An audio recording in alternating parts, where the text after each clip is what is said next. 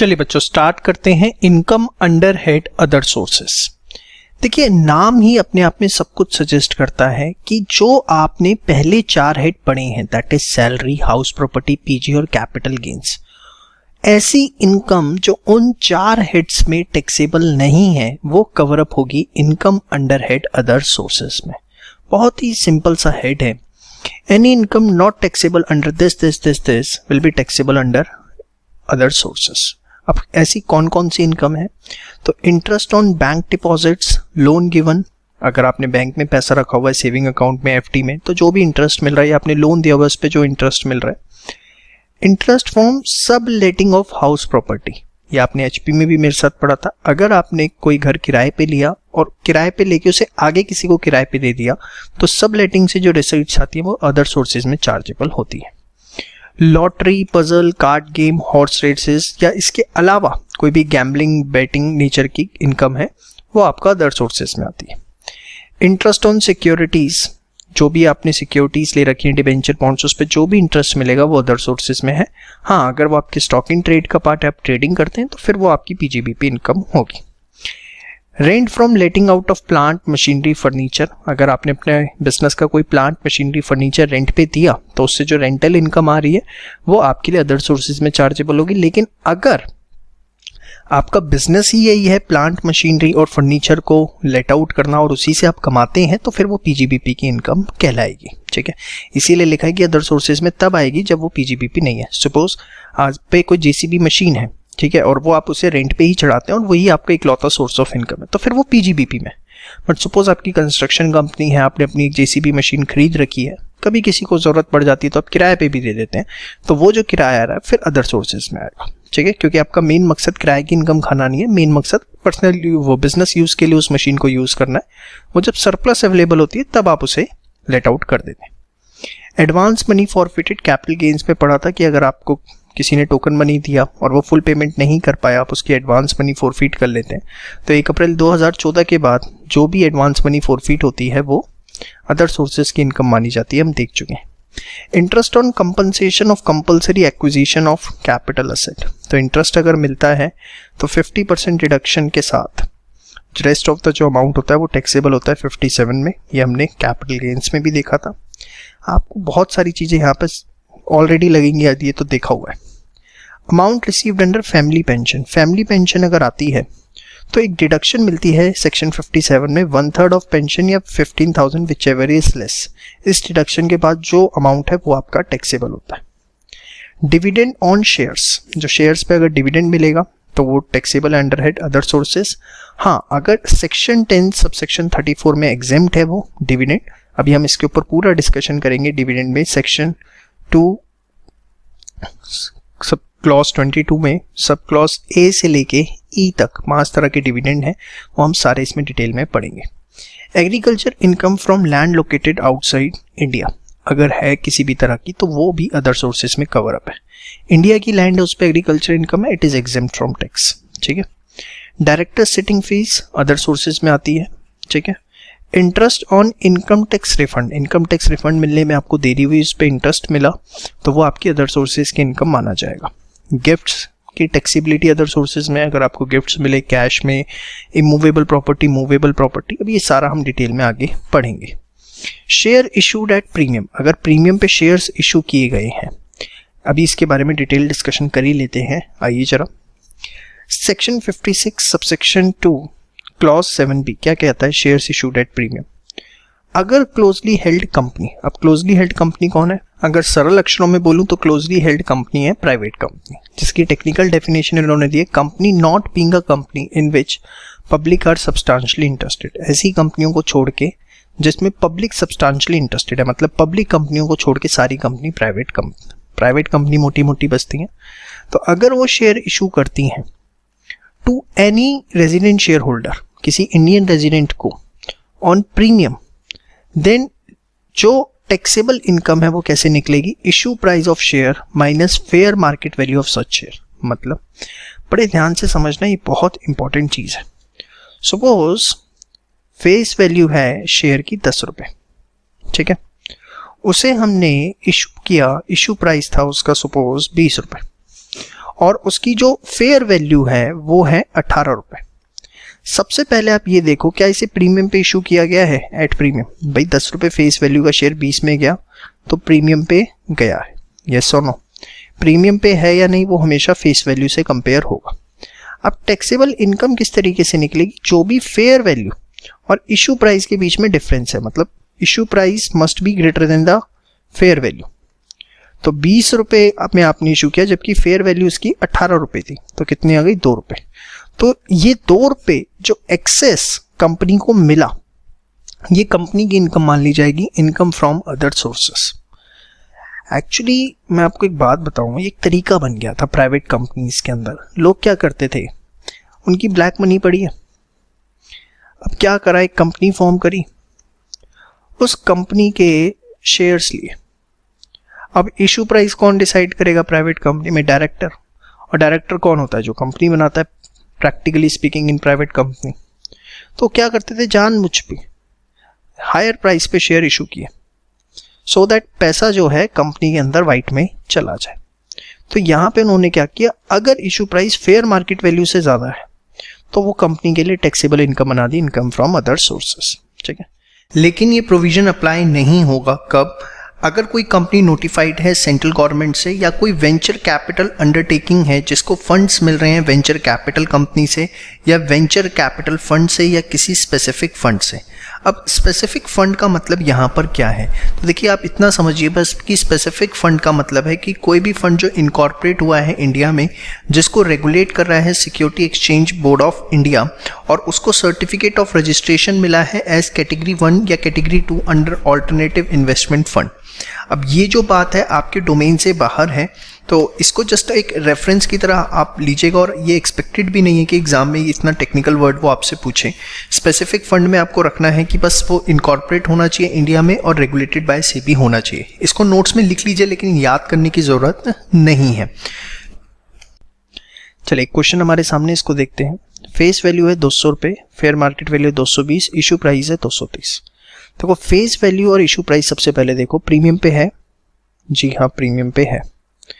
तो issue price और face value में जो डिफरेंस है वो टैक्सेबल इनकम होगा। तो कितना होगा? 230 माइनस 220, 10 रुपये, यस और नो? और ये आपका जो रुपीज इन लाख है, नहीं लिखा होगा इसमें, बहुत बढ़िया, लिख देना रुपीज इन लाख है, ठीक है?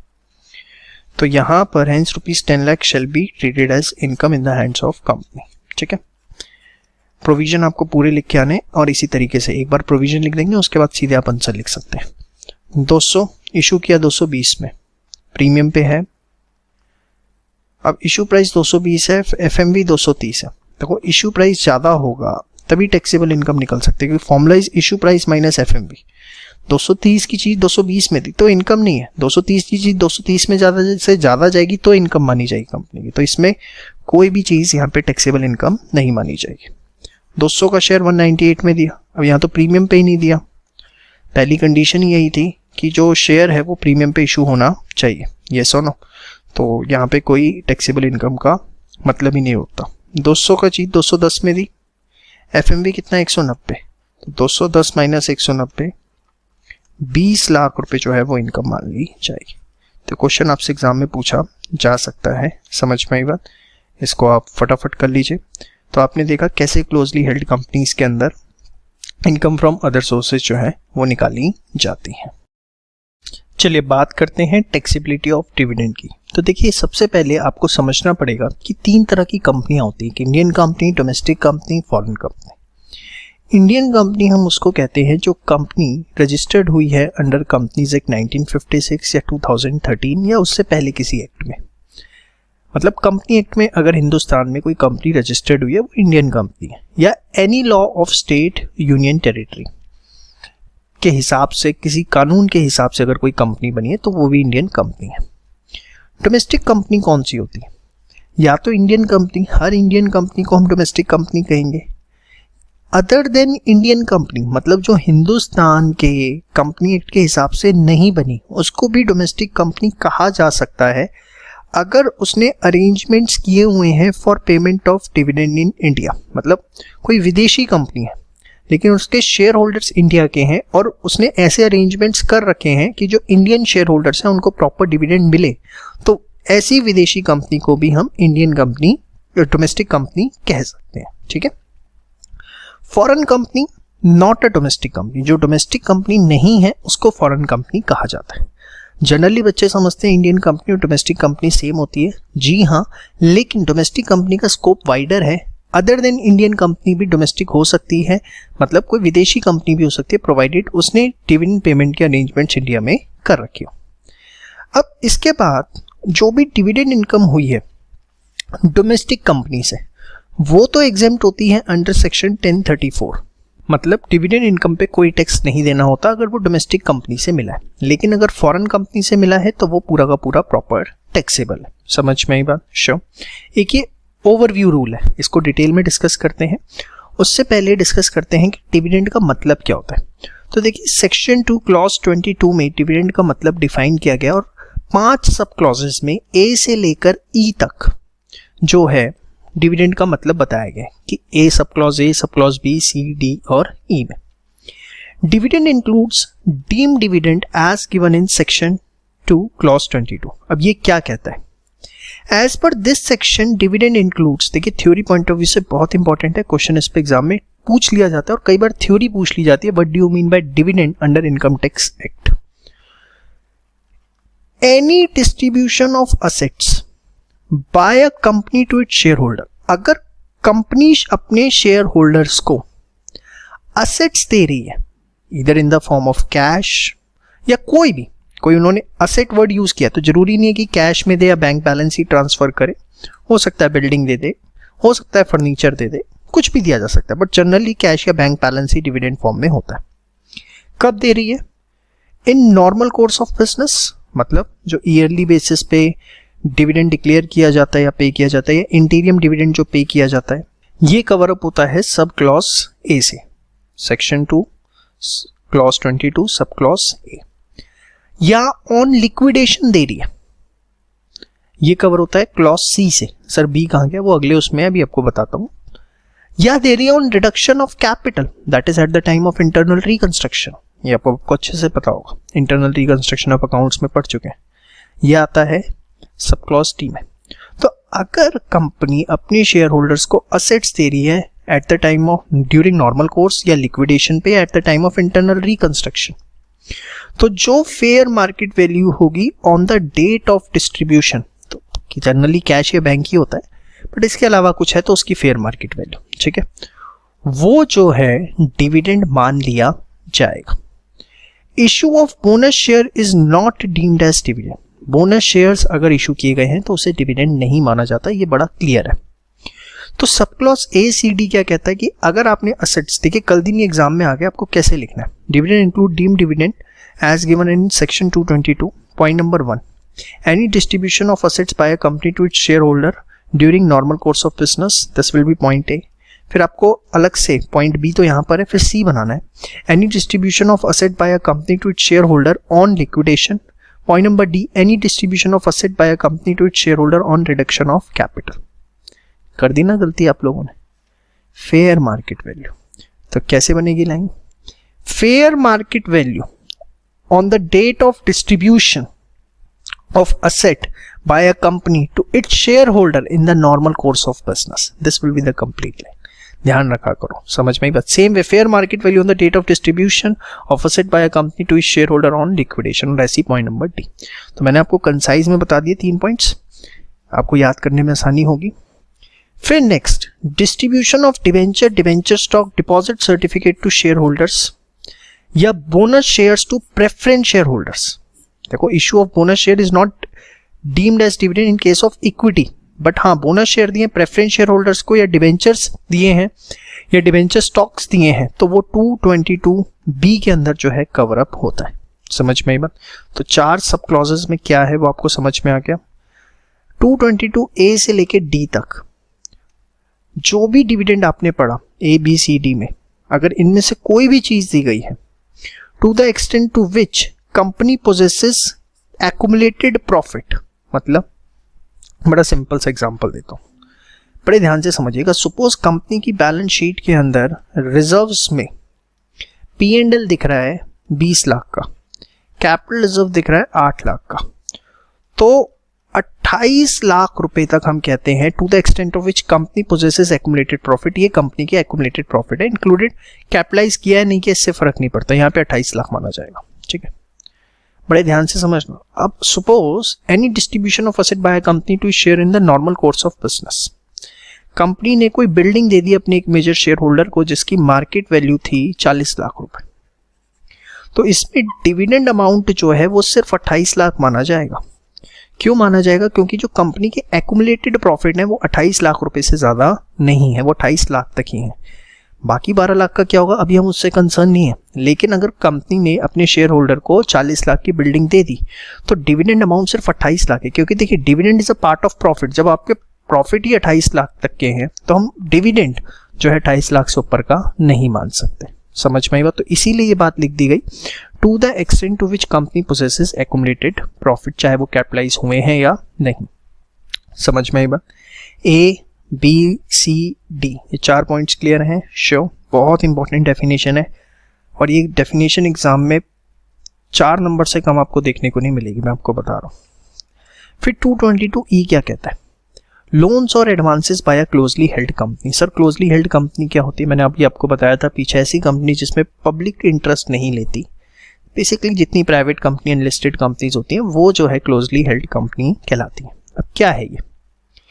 अगर कोई क्लोजली हेल्ड कोई प्राइवेट कंपनी है, उसमें कोई शेयर होल्डर है जिसके पास 10% या उससे ज्यादा की वोटिंग पावर है, कोई भी शेयर होल्डर है उस पर 10% या उससे ज्यादा की वोटिंग पावर है उस कंपनी के अंदर, प्राइवेट कंपनी में, और ऐसी कंपनी, बड़े ध्यान से समझना, ऐसी कंपनी लोन देती है, किसको देती है? सीधे शेयर होल्डर को, किसी ऐसी ऑर्गेनाइजेशन को जिसमें ये शेयर होल्डर का सब्सटेंशियल इंटरेस्ट है, या to any person for benefit of shareholder, किसी भी पर्सन को इस शेयर होल्डर के बेनिफिट के लिए कोई भी लोन्स या एडवांस दिया जाता है तो उसको भी जो है डिविडेंड मान लिया जाएगा।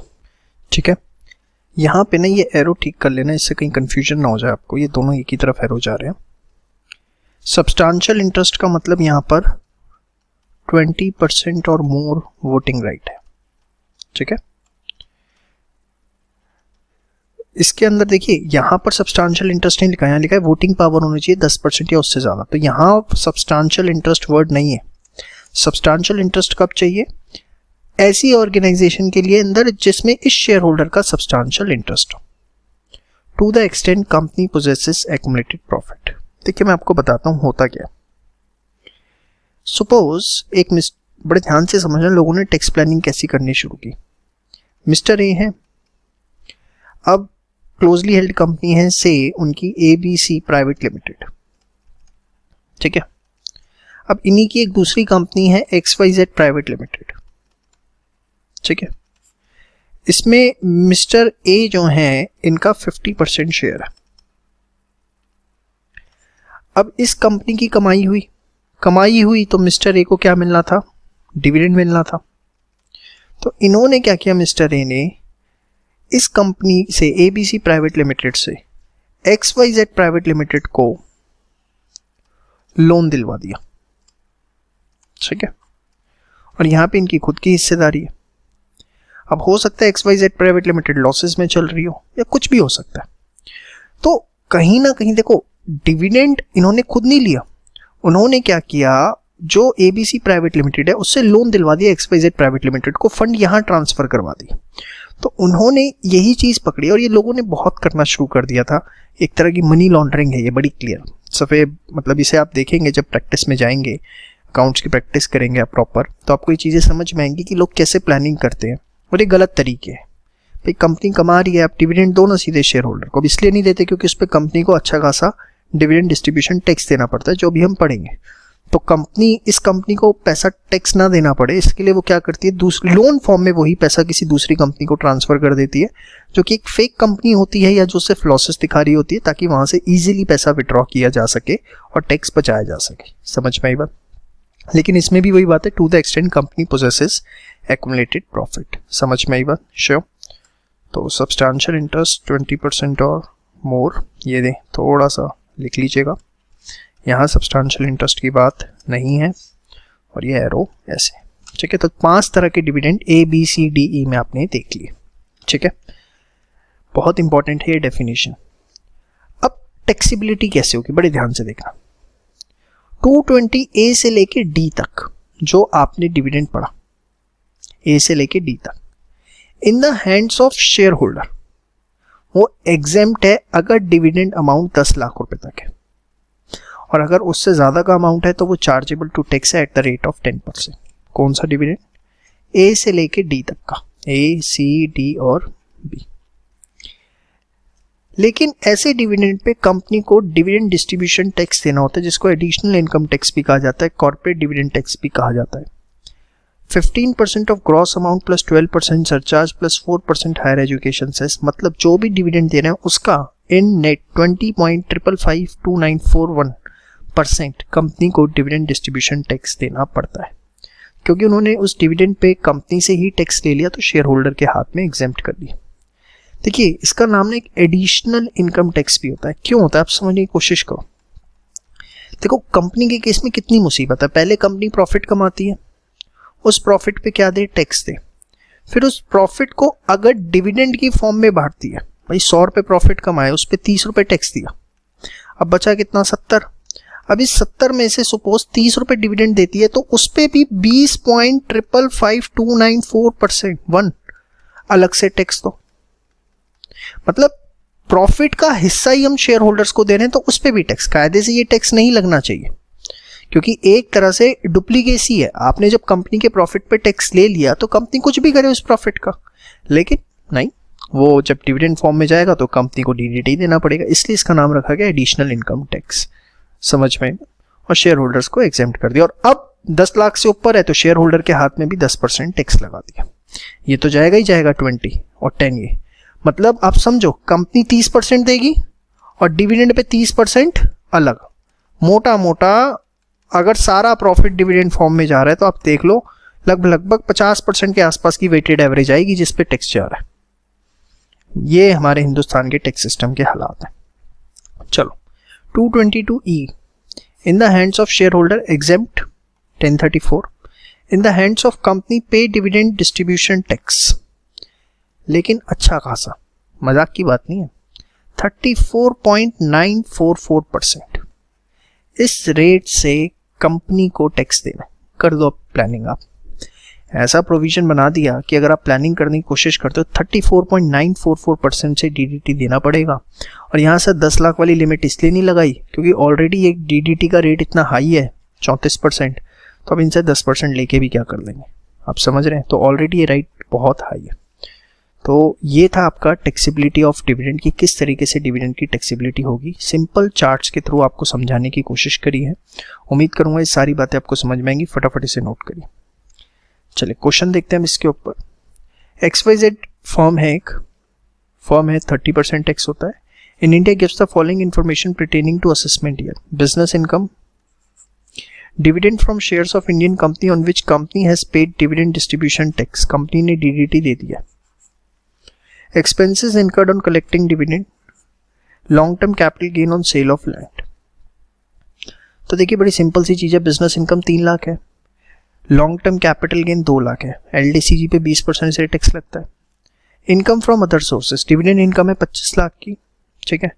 देखिए डिविडेंड इनकम, एक छोटी सी बात ध्यान रखिए, हमने यहाँ देखा 1034 में एग्जेम्प्ट है। कोई भी इनकम का अगर एक पार्ट भी एग्जेम्प्ट है ना, उसका कोई एक्सपेंस का डिडक्शन नहीं मिलता। अगर किसी भी इनकम को एग्जेम्प्ट किया गया है, उस पर टैक्स गवर्नमेंट नहीं ले रही, कुछ पार्ट पे भी नहीं ले रही, तो उसके एक्सपेंस का आपको डिडक्शन नहीं देगी, ठीक है। 25 लाख। अब देखिए डिविडेंड का अमाउंट 25 लाख है। अब यहां पर आपने अभी पढ़ा कि 1034 के अंदर एग्जेम्पशन है 10 लाख रुपए तक की, उसके ऊपर है तो 10% से आपको टैक्स देना होगा। और कुछ नहीं लिखा हुआ तो हम 224 ए से लेके डी के बीच का डिविडेंड मान लेते हैं। तो 10 लाख की एग्जेम्पशन दे दी, 15 लाख बचा, तो टोटल इनकम हो गई 20 लाख। अब इस 15 लाख पे तो 10% से टैक्स जाएगा, LTCG पे 20% से जाएगा, और क्योंकि पार्टनरशिप फर्म है और पार्टनरशिप फर्म में 30% से बिजनेस इनकम पे टैक्स जाएगा। तो आप देखिए, ठीक है, इसके बाद हायर एजुकेशन सेस, तो ये टोटल इनकम टैक्स लायबिलिटी आ गई। तो इस तरह का एक प्लेन क्वेश्चन आपसे जो है इसके ऊपर पूछा जा सकता है, लेकिन बहुत इंपॉर्टेंट है टैक्सेबिलिटी ऑफ डिविडेंड। बड़े अच्छे से इस चीज को सारी की सारी नोट करिएगा फास्ट। चलिए बात करते हैं winning from lotteries, crossword puzzle, horse races, card games, basically gambling income जितनी भी है। सेक्शन 115 बीपी ये टैक्सेबल है at the rate of 30% flat. और आपको मैं बताऊं जो विनिंग्स हैं वो पूरी की पूरी टैक्सेबल है, कोई डिडक्शन आपको एक्सपेंडिचर का नहीं मिलेगा। सपोज आपने लॉटरी खरीदी और लॉटरी खरीदने में आपका एक्सपेंस आया 1 लाख रुपए का, आपकी लॉटरी लग भी गई, आपको इनकम हुई 50 लाख रुपए की, तो जो आपको लॉटरी खरीदने का 1 लाख का एक्सपेंस आया है उसका कोई डिडक्शन नहीं है। आपको जो रिसीट्स आई हैं 50 लाख, इस पे फ्लैट 30% टैक्स देना है। No deduction in respect of expenditure, flat revenue will be taxable. और यही मैं आपको इसके टीडीएस से रिलेटेड पॉइंट बताना चाहूंगा। देखिए टीडीएस कोई नई चीज, वैसे एक सेपरेट चैप्टर है, लेकिन जितना मेन टीडीएस है वो हेड्स में ही कवर हो जाता है, उसको हमें कोई अलग से करने की जरूरत नहीं पड़ती है। Income from lottery winning, crossword puzzle, card game, other game, मतलब हॉर्स रेसेस को छोड़ करके, उस पर फ्लैट टीडीएस होता है 194 बीबी में एट द रेट ऑफ 30%। और हॉर्स रेसेस की अगर इनकम हुई है तो जहां से भी आपकी हॉर्स रेसेस की इनकम हुई है वो आपका टीडीएस काटेगा 30% से अंडर सेक्शन 194 बी।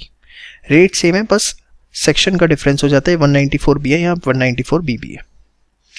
लेकिन टीडीएस तभी कटेगा जब आपकी इनकम 10,000 रुपये से ज़्यादा की होगी। अगर 10,000 से कम की इनकम है तो आपका टीडीएस नहीं कटेगा।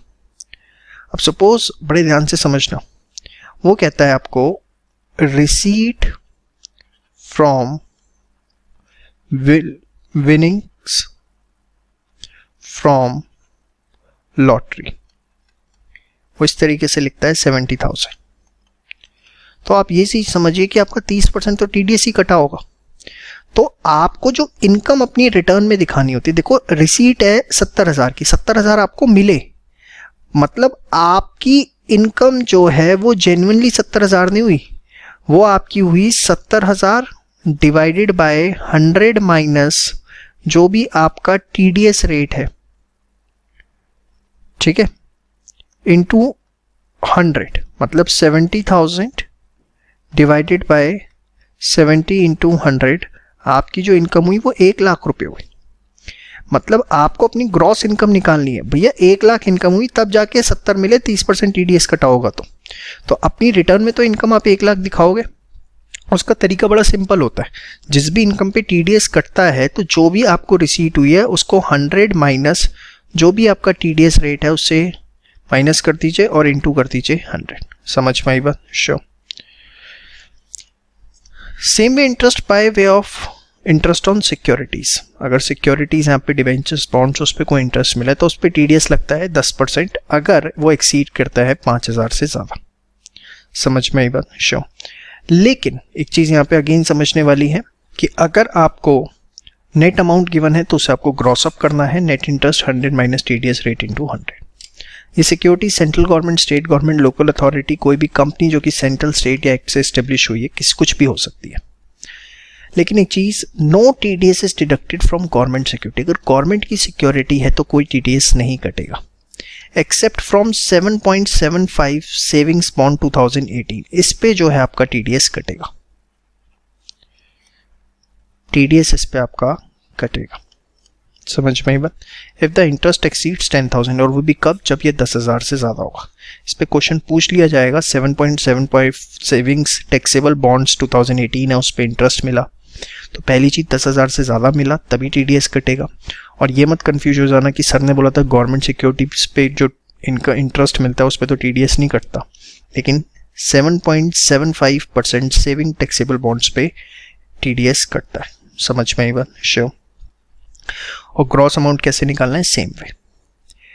इसके बाद बेसिकली आपका आता है टैक्सेबिलिटी ऑफ गिफ्ट्स। देखिए सेक्शन 56 सबसेक्शन 2 क्लॉज 10 के अंदर इसके प्रोविजन है बहुत सिंपल। अगर आपको कैश गिफ्ट्स मिले तो वो टैक्सेबल है अगर एग्रीगेट अमाउंट एक्सीड करता है 50,000। मतलब सपोज मिस्टर ए ने आपको 20,000 रुपये दिए कैश में, मिस्टर बी ने आपको 35,000 दिए, तो मैं एग्रीगेट बेसिस पे देखना है, इंडिविजुअल बेसिस पे नहीं। टोटल कितने हो गए? 55,000। ठीक है, तो इस केस के अंदर ये आपका टैक्सेबल हो जाएगा। कितना अमाउंट टैक्सेबल होगा?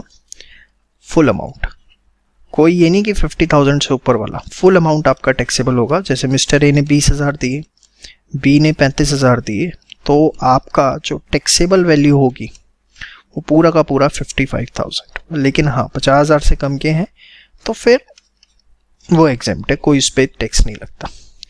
मैं आपको बताऊँ एक सबसे बड़ी टैक्स प्लानिंग है ये लोग ध्यान नहीं देते। जब भी आप अपनी इनकम टैक्स रिटर्न फाइल करें, किसी की भी ITR फाइल करवाएं, उसमें आप 40,000 से 48,000 रुपये तक के बीच में कैश गिफ्ट दिखा दीजिए। पूरे नहीं दिखाने चाहिए, डिपार्टमेंट पकड़ लेगा। देखो हमें मिलते भी हैं छोटे मोटे गिफ्ट, हमें पता भी नहीं लगता। इतने के आप कैश गिफ्ट दिखा दो तो एक तो आपकी इनकम बढ़ जाती है, प्लस उस पर कोई टैक्स नहीं देना पड़ता, क्योंकि 50,000 से कम है तो वो एग्जेम्प्ट है। तो हर साल आप कम से कम 45-48,000 रुपये तक के कैश गिफ्ट किसी की भी रिटर्न फाइल करवाओ, घर में मम्मी पापा की हो या अपनी हो, तो उसमें इतने के कैश गिफ्ट दिखा दो, तो पता नहीं लगता, धीरे धीरे करके ये भी एक सॉलिड इनकम तैयार हो जाती है रिटर्न में। इमूवेबल प्रॉपर्टी है तो हमें देखना है विद कंसिडरेशन मिली है या विदाउट। देखिए प्रॉपर्टी यहाँ पे हर कोई नहीं आएगी, सिर्फ लैंड और बिल्डिंग है। अभी हम पूरा इसका मतलब पढ़ेंगे प्रॉपर्टी का। तो हमें ये देखना है कि मूवेबल प्रॉपर्टी हमें गिफ्ट में मिली है विद कंसिडरेशन। विद कंसिडरेशन मतलब 10 लाख की प्रॉपर्टी थी, हमें 1 लाख में मिल गई, तो कहीं ना कहीं आप देखो 9 लाख रुपए तो एक तरह से गिफ्ट है ना। तो अगर विद कंसिडरेशन है मतलब हमने कुछ पैसा दिया भी है, तब भी वो टैक्सेबल हो सकती है if difference between stamp value and consideration exceeds 50,000 या 5% of consideration whichever is higher.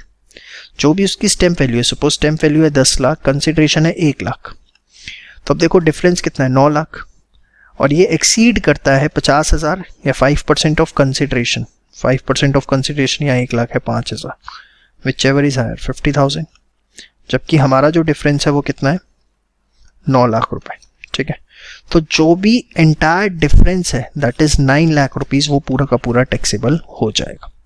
तो बहुत सिंपल है, अगर विद कंसिडरेशन आपको मिला है तो टैक्सेबल है if difference between stamp value and consideration exceed this and this, whichever is higher. जो डिफरेंस है वो टैक्सेबल होगा, ये बात ध्यान रखना। और यहाँ पे कंप्लीट अमाउंट, ये बात ध्यान रखनी है आपको। ठीक है, विदाउट कंसिडरेशन है तो ये इमूवेबल मूवेबल दोनों में सेम है, इसलिए मैंने कॉमन बना दिया। टैक्सेबल होगा पूरा का पूरा, लेकिन विदाउट कंसिडरेशन में तब टैक्सेबल होगा जब स्टैम्प वैल्यू एक्सीड करेगी 50,000, और मूवेबल के अंदर ये स्टैम्प वैल्यू की जगह क्या हो जाएगा? Fair market value. समझ में आई बात? और अगर विद कंसिडरेशन है तो taxable if difference between fair market value and consideration exceeds 50,000, तो एंटायर डिफरेंस जो है टैक्सेबल होगा। इसमें आपको एक छोटी सी चीज़ ध्यान रखनी है कि मूवेबल प्रॉपर्टी के केस में जो है आपको एग्रीगेट बेसिस पे देखना है। जैसे आपने कैश में देखा, सेम वे कि अगर मल्टीपल पर्सन से मिलने हैं तो आपको मल्टीपल पर्सन्स के केस में डिफरेंस देखना है। सपोज ए से आपको एक मूवेबल प्रॉपर्टी मिली और से वो 40,000 रुपये की है, ठीक है, विदाउट कंसिडरेशन। फिर आपको बी से मिली, वो 20,000 रुपये की है विदाउट कंसिडरेशन। तो क्योंकि 50,000 से ज़्यादा हो गया एग्रीगेट बेसिस पे, तो पूरा का पूरा जो 60,000 है वो आपका टैक्सेबल हो जाएगा। तो मूवेबल में भी आपको एग्रीगेट देखना है, लेकिन इमूवेबल में आपको इंडिविजुअल बेसिस पे देखना है। समझ में आई बात? सारी चीज़ें नोट जरूर करिएगा प्लीज़। क्लियर है? श्योर। तो मेन चीज डिफरेंस 50,000 देखना है। इमूवेबल होगा तो स्टैम्प वैल्यू से, मूवेबल होगा तो FMV से। विदाउट है तो उस केस के अंदर आपको ये देखना है कि अगर इमूवेबल प्रॉपर्टी है तो जो स्टैम्प वैल्यू है वो टैक्सेबल हो जाएगी, मूवेबल है तो fair market value, provided it should exceed 50,000। Movable में एग्रीगेट बेसिस पे होगी, इमूवेबल में इंडिविजुअल बेसिस पे। भी क्वेश्चन करेंगे, ज़्यादा अच्छा क्लियर होगा। ठीक है, आगे बात करते हैं। सबसे पहली चीज़ आती है स्टैम्प वैल्यू हमें कब की लेनी। तो स्टैम्प वैल्यू इन जनरल हमें डेट ऑफ एग्रीमेंट की पे लेनी है, जिस दिन एग्रीमेंट हुआ था, रजिस्ट्रेशन डेट की नहीं। अब एग्रीमेंट, लेकिन उसकी छोटी सी कंडीशन है, आप डेट ऑफ एग्रीमेंट की तो लोगे क्योंकि एग्रीमेंट हमेशा पहले होता है, रजिस्ट्री बाद में होती है। लेकिन एक कंडीशन यह है कि एग्रीमेंट डेट पे या उससे पहले कुछ ना कुछ amount by way of other than cash, मतलब बैंकिंग सिस्टम के थ्रू पे किया गया।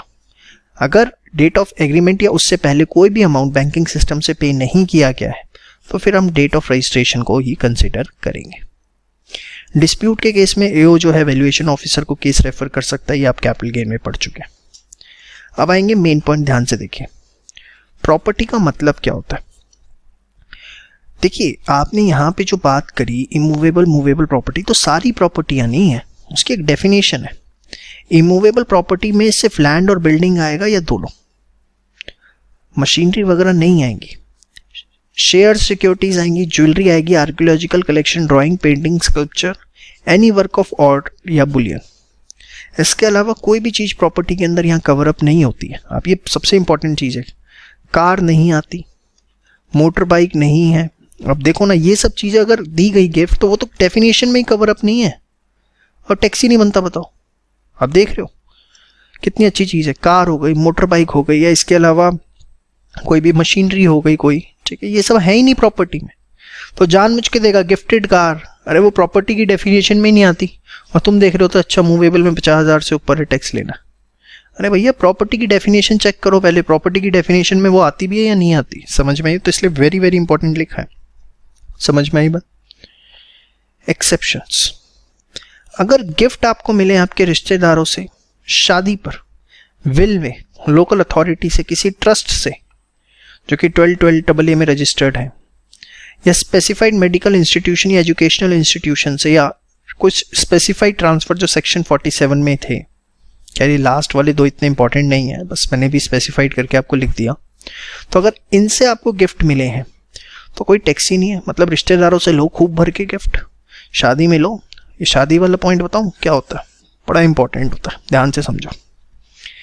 ये जिंदगी का एक ऐसा सुनहरा मौका होता है, इनकम टैक्स के पॉइंट ऑफ व्यू से कह रहा हूँ निकम्मो, कि आप अच्छी खासी ब्लैक मनी वाइट कर सकते हो। लोग क्या करते हैं, घर में अच्छा खासा 10 करोड़ रुपए पड़ा हुआ, कुछ नहीं है जी, आज शादी हुई, अगले दिन जाओ बैंक के अंदर जॉइंट बैंक अकाउंट खुलवाओ हस्बैंड और वाइफ के नाम पे। अगले दिन जरूरी नहीं है, 15 दिन बाद चले जाओ, हस्बैंड वाइफ के नाम पे, और जितना घर में ब्लैक पड़ा हुआ वो सारा इस बैंक अकाउंट में जमा करवा दो, और रिटर्न में दिखा दो कि भैया इसी साल शादी हुई है और शादी के अंदर इतने गिफ्ट हमें मैरिज में मिल गए। कोई टैक्सेबिलिटी नहीं है जी, ये बड़ा सॉलिड तरीका है। देखो इनकम टैक्स में बड़े लूप होल है ब्लैक को वाइट करने के, आप समझ सकते हो। वैसे ऐसा होना नहीं चाहिए, इनकम टैक्स पूरा देना चाहिए हमें। Under a will, local authority, ये सब मैंने आपको बता ही दिया। तो इन केसेस के अंदर कोई भी गिफ्ट पे टैक्स नहीं लगेगा, बहुत इंपॉर्टेंट प्रोविजन है ये। इसके बाद रिलेटिव की डेफिनेशन में कौन आते हैं, बड़े ध्यान से देखिए, लास्ट पॉइंट है ये। आपने देखा ना रिलेटिव, तो देखो रिलेटिव की भी बड़ी अच्छी खासी डेफिनेशन दी है। HUF के केस में कोई भी मेंबर, स्पाउस मतलब हस्बैंड है तो उस केस में वाइफ, वाइफ है तो उस केस में हस्बैंड। स्पाउस का कोई भी ब्रदर या sister, brother and sister of spouse, मतलब हस्बैंड है, हस्बैंड के केस में स्पाउस हुई वाइफ, और वाइफ का कोई भी ब्रदर या सिस्टर, मतलब साला या साली, या उस ब्रदर एंड सिस्टर का spouse, spouse of such brother and sister, मतलब मिस्टर ए हैं, मिसेस बी हैं, मिसेस बी के भाई हैं मिस्टर सी, और उनकी वाइफ है मिसेस सी, तो मतलब ये भी रिलेटिव की डेफिनेशन में कवर अप होते हैं, spouse of such brother and sister. Parents के केस में, पेरेंट्स भी रिलेटिव हैं, उनके ब्रदर एंड सिस्टर पेरेंट्स के, मतलब आपके चाचा चाची, ताऊ, बुआ, सब, and spouse of such brother and sister, मतलब सपोज आपके फादर हैं, ठीक है, आपके फादर के बड़े भाई ताऊ जी हुए आपके, और उनकी स्पाउस मतलब आपकी ताई जी, ताऊ, ताई, चाचा, चाची, बुआ, फूफा, सब कवर अप कर दिए रिलेटिव में। लीनियल असेंडेंट एंड डिसेंडेंट, देखो बड़ा सिंपल सा तरीका होता है।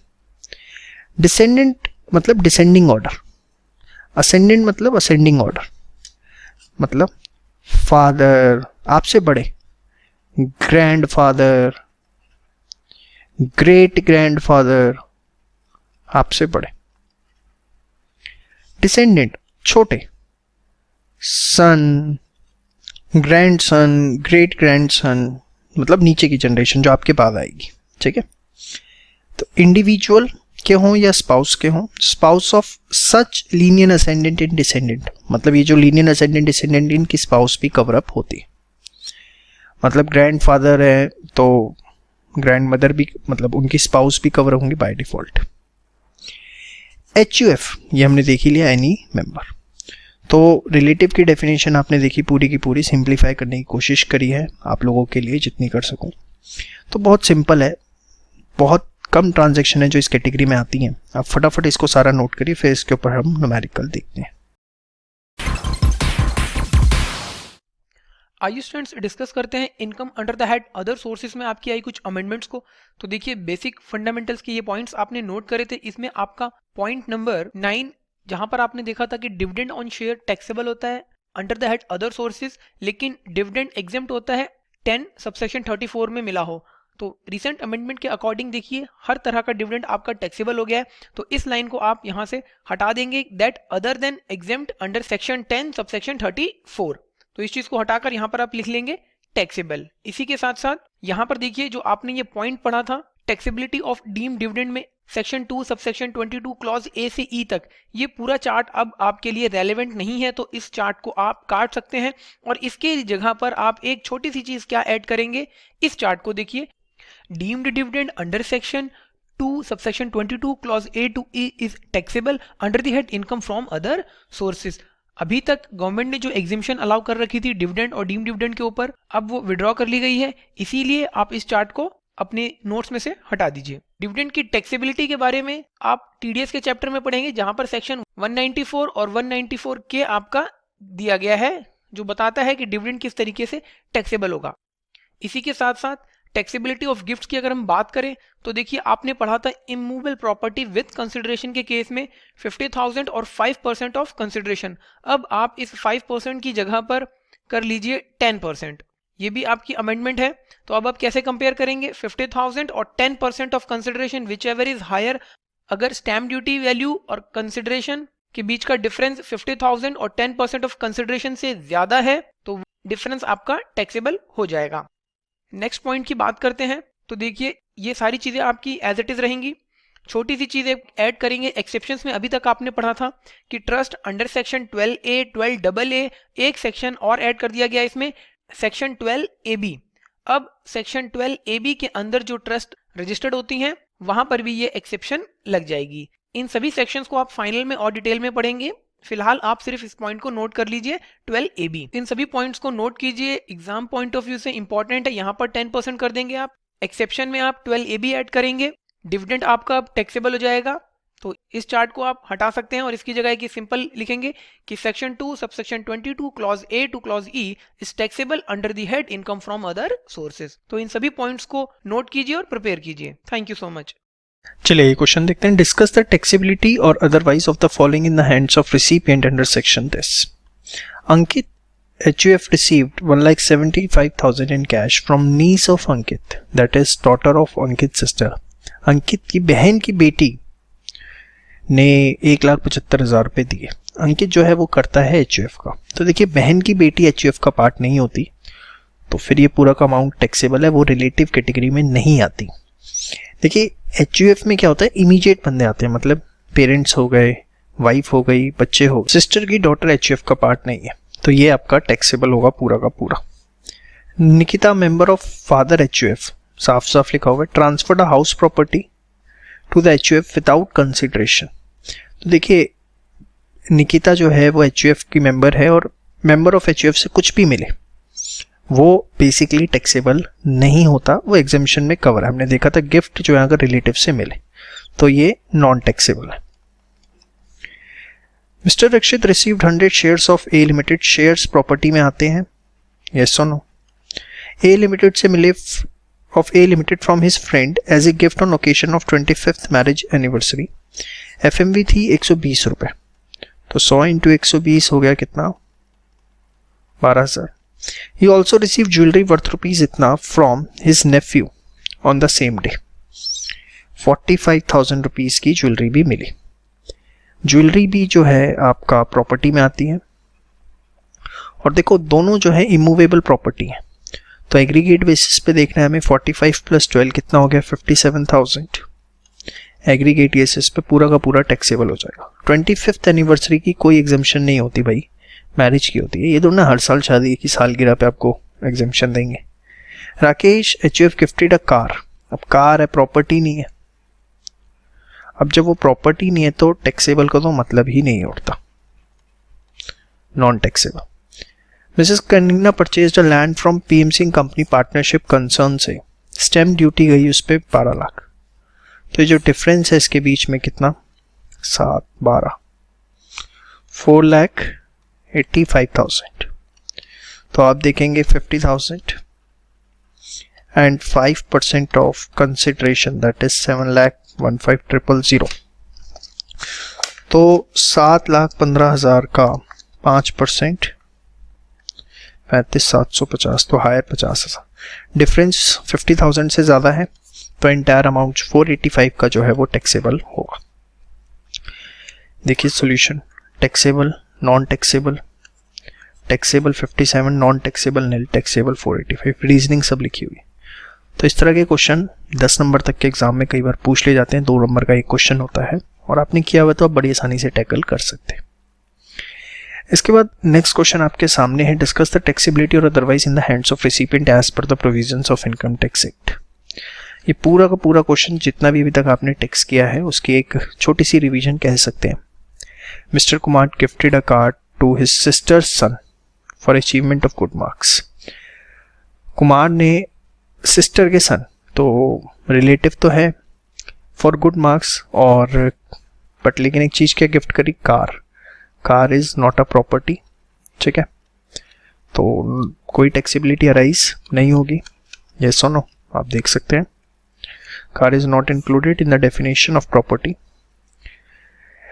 इसके बाद mister and a member of fathers HUF transferred house property to the HUF without consideration. HUF से के मेंबर से कुछ भी मिले कोई टैक्सेबिलिटी उस पर नहीं होती, ठीक है। Relative and without consideration is excluded from the scope, ठीक है।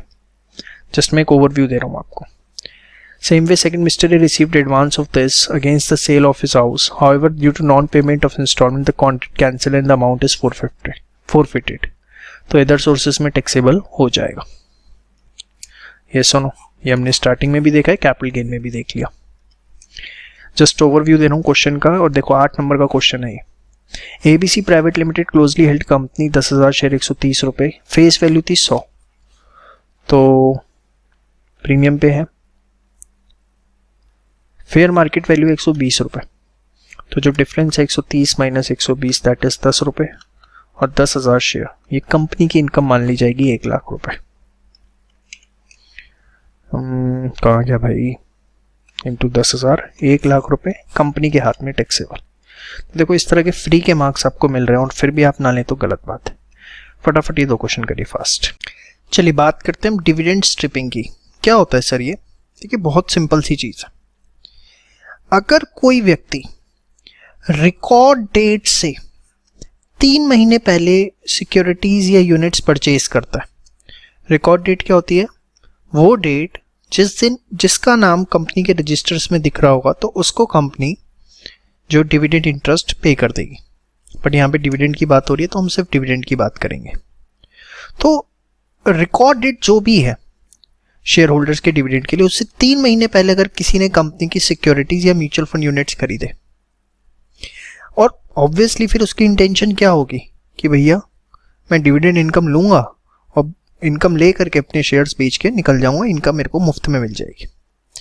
तो उन्होंने बोला रिकॉर्ड डेट से अगर 3 महीने पहले किसी ने सिक्योरिटीज या यूनिट्स खरीदे और उसको सेल किया या ट्रांसफर किया सिक्योरिटीज को within 3 months after record date, record date से 3 महीने बाद उन सिक्योरिटीज को ट्रांसफर कर दिया या सेल कर दिया, और अगर यूनिट्स हैं तो टाइम बढ़ा दिया 9 महीने तक का, तो and dividend from such securities और यूनिट्स इज एग्जेम्प्ट, और वो जो डिविडेंड या आपको मिला है वो एग्जेम्प्ट है। एग्जेम्प्ट केस में 1034 में भी आप पढ़ के आ रहे हैं।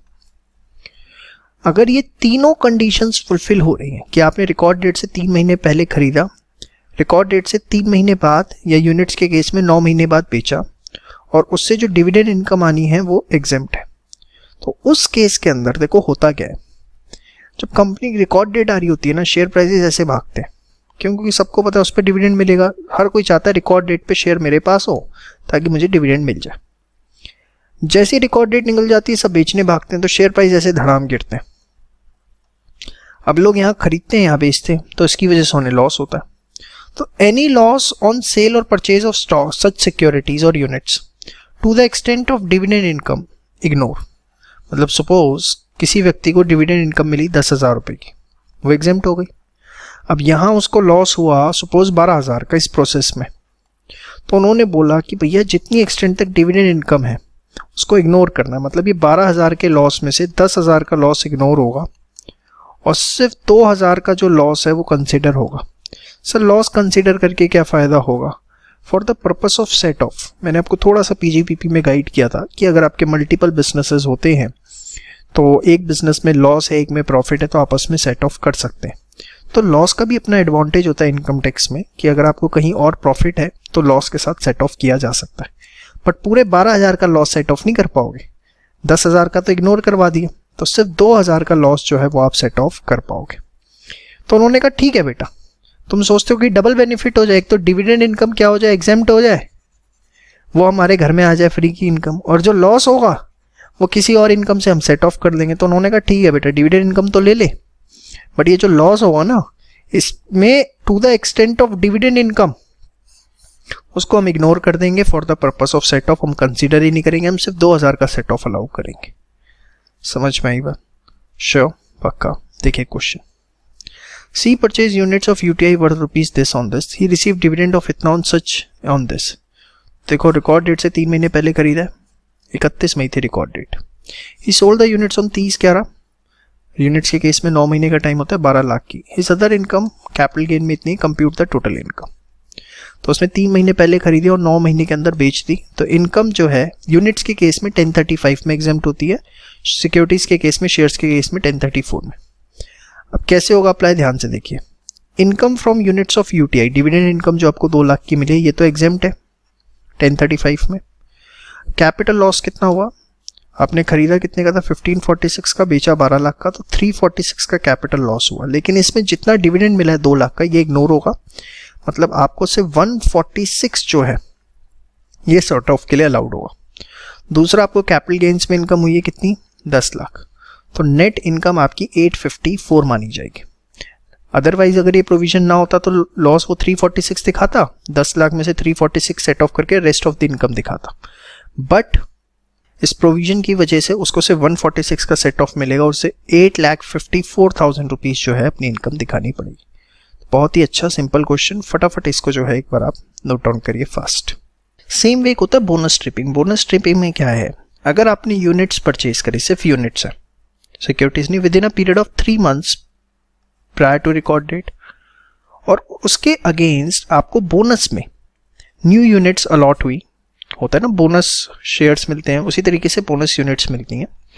तो अगर आपने बोनस की डेट से 3 महीने पहले ही यूनिट्स खरीदी थी और उस ओरिजिनल होल्डिंग की वजह से आपको कुछ बोनस मिल गया फ्री ऑफ कॉस्ट, और आप क्या करते हो, सेल करते हो, ट्रांसफर करते हो ओरिजिनल यूनिट्स, मतलब ये जो आपने खरीदी थी यहाँ पर, with in a period of 9 months, तो जो भी लॉस होगा ऑन सेल और ट्रांसफर वो इग्नोर हो जाएगा, क्योंकि बोनस के बाद भी रेट बहुत खटाक देना नीचे आते हैं, और उसकी वजह से अगर आपको लॉस होता है, आप 9 महीने में बेचते हैं अगले, तो जो भी लॉस है वो इग्नोर कर दिया जाएगा। लेकिन जो आपको ये फ्री ऑफ कॉस्ट बोनस मिला है, जितना लॉस यहाँ पे इग्नोर हुआ है, cost of bonus units received, loss on cell of original securities, ये जो लॉस हुआ यहाँ तो इग्नोर होगा, सेट ऑफ तो नहीं कर सकते, लेकिन हाँ कल दिन आप बोनस यूनिट्स बेचते हो तो हमने सीजी में पढ़ा था कि जो बोनस यूनिट्स होती हैं उसकी कॉस्ट नील होती है, याद करो।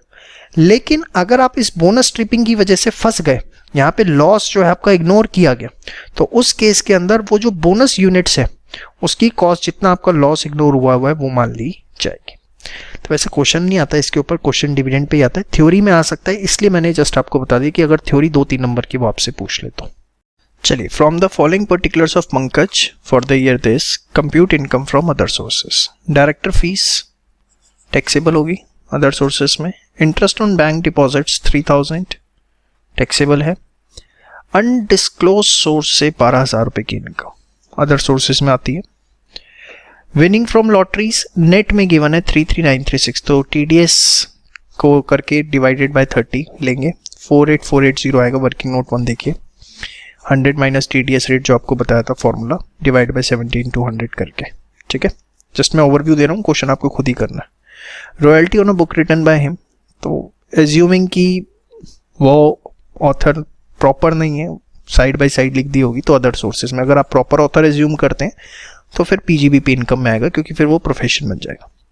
लेक्चर इन सेमिनार्स, सेमिनार्स में अगर लेक्चर दिए जाते हैं वो ओकेशनल होते हैं, तो इस वजह से उसको हम अदर सोर्सेज की इनकम मानते हैं। Interest loan given to a relative other sources की इनकम है।